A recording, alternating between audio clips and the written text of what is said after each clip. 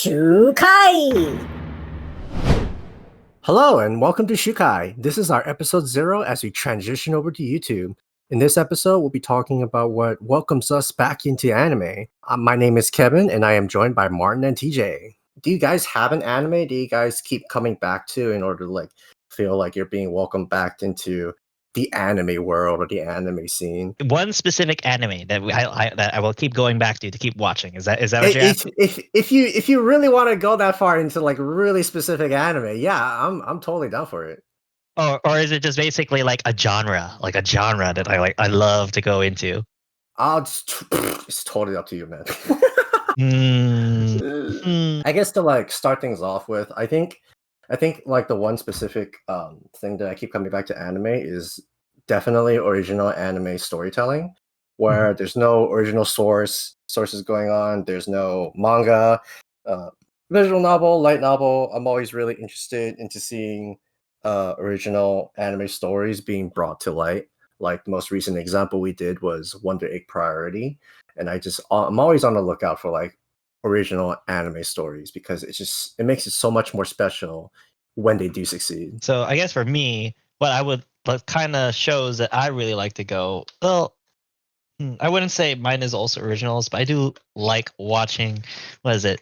Just those slice of lives, just because I don't know. I just like to feel good at times, and slice of lives do that. But that's just like what I mostly watch. But the really really good ones I really will always go to specifically in genre wise is think about anything that messes with your head. So I come back to anime a lot for just the storytelling aspect in general. I think animation is such a great medium. But if I had to pick a specific anime, it's always for me Yu Yu Hakusho. Oh wow! That was okay. It wasn't necessarily the first anime I watched, but it's the first anime that got me into anime. And I remember watching it on Toonami as a kid. I'm like, dude, this is so awesome. And I ended up going to Borders bookstore and buying all of the manga I could. And for me, it's just I don't know, something about the characters in Yu Yu Hakusho, the storytelling, the balance between, the good guys and the bad guys and their dynamics has always brought me back to that show. I think a lot of the times that I find myself coming back to is, I don't know if you guys read the manga called Siren. It's one of the shonen mangas that a lot of manga readers wish there was an anime of, because it's such a good anime-esque shonen battle manga. So I keep rereading it, and every time I come back to it, you could feel its age, but you can tell why it's so popular, and it's aged very well too into the current scene. So that's my specific series that I keep coming back to. Kogias, just any specifically with that show, just any material that comes out of it, I really just want to go see it. I guess the only other one I could really think of, I always jump into as well, as the isekai stuff, but mostly Konosuba, because Konosuba is the kind of trash that I'm into. So it's just like I said, it's just a really feel good kind of show. You turn off your mind and you watch it, and it's just dumb, and it's great, and you know what? You can watch it anyway, because also the dub version of that, which I know some people are gonna oh wait, you like dubs? So I'm gonna assume I like it because it's also just as stupid. So it's just great. It's just a good show to go back to and just have a good laugh. So it's big spectrum difference, Kogias and then Konosuba, and yeah. I don't know if you guys have done this, but Martin, you kind of segue into my next topic. But I also try to rewatch shows in a completely new experience. I'm pretty sure some of our fans know that I'm a somewhat big fan of Rising of the Shield Hero. And then when the anime came out, half a year later, I tried to watch it again dub. And honestly, it was not a bad experience. Rewatching anime while completely in a different language from Japanese to English is definitely such a really refreshing kind of take onto it. And I think TJ, you're avid believers in dub animes as well, right? Yeah, I think that there's a place for either of them. Obviously, we've all seen some anime with really bad dubs. I don't think that's something that we can deny. But I do think that dub definitely has its place, right? Especially I think, at least for me, more so when it comes to older anime. That's how I watched them. That's how I got into the medium. I can't watch Yu Yu Hakusho in any other way, or Inuyasha or Sailor Moon, like old anime, man. There's something so nostalgic about those English voice actors. I think for me, the dub that I keep coming back to is definitely Samurai Champloo, which fits in really well because a lot of the background music is done by Flying Dog Productions and Nujabes, and also Shingo too, which is Western in comparison to like other Japanese music media.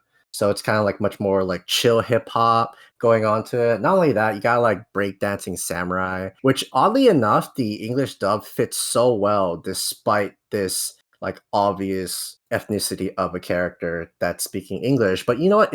You don't mind it because it just fits so well with the background music and the environment that it sets up. Like I tried to watch it Japanese dubbed and it felt super serious to me, even though it's much more appropriate for that culture. You know what I mean? Yeah, absolutely. And I'm Mhm. I'm a big fan of Samurai Champloo too, so I know exactly what you're talking about. Yeah. Other than that, I think is there an aspect of the J-pop culture that you guys keep revisiting every once in a while to feel like you're still in the anime scene? Memes. Memes. Memes.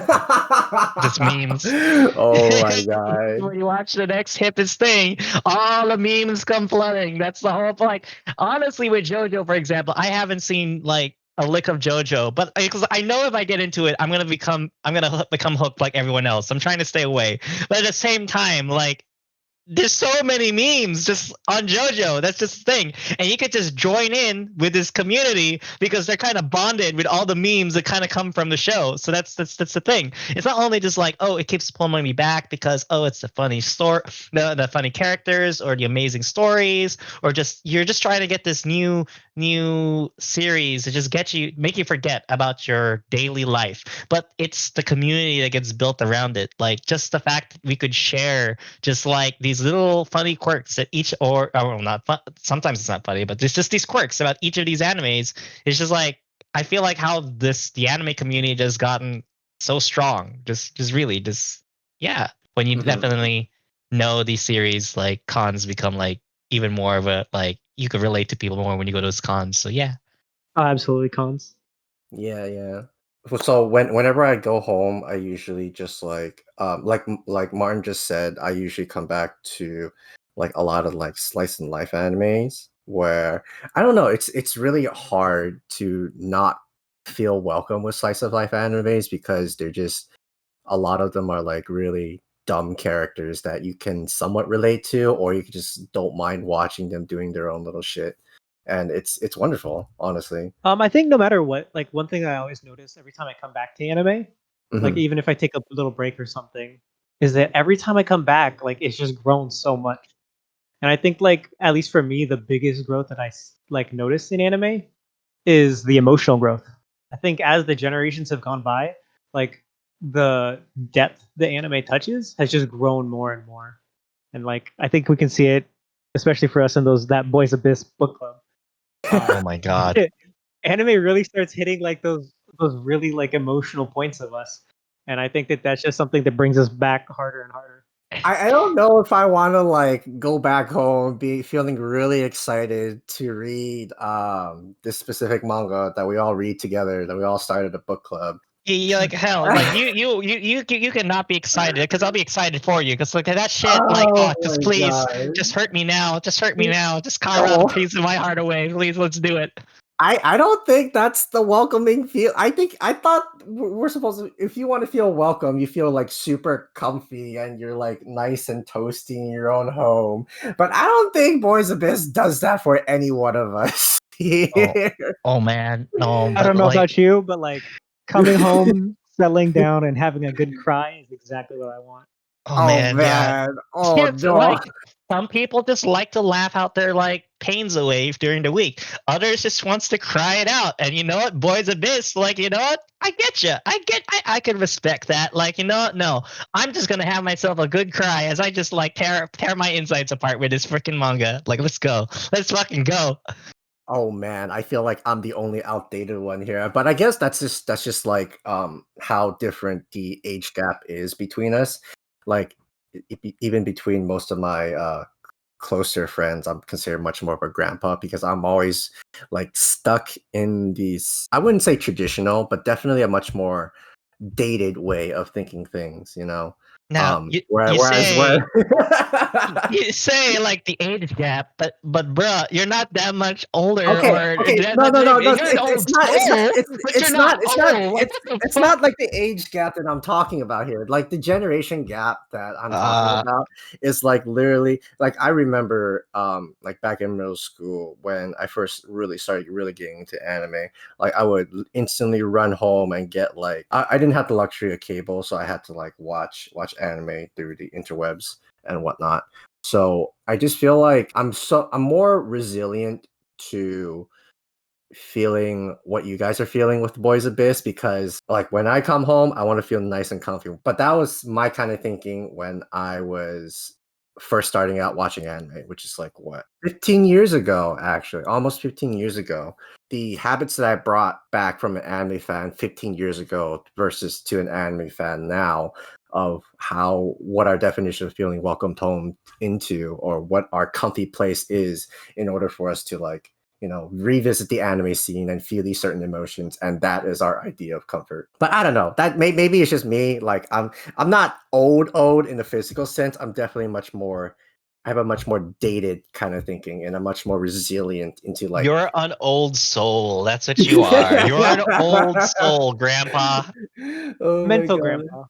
I'm a mental grandpa. No, not like this. But yeah, that's just my thoughts onto it, and I guess I I'm definitely much more like hesitant on fully embracing Boys Abyss because that manga is just all types of wrong to come home to. Really excited about.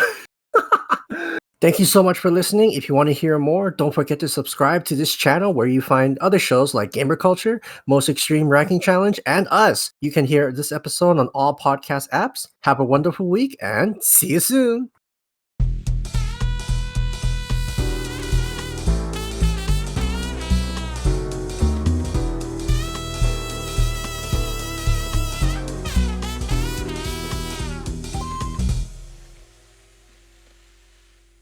Grand Geek Gathering.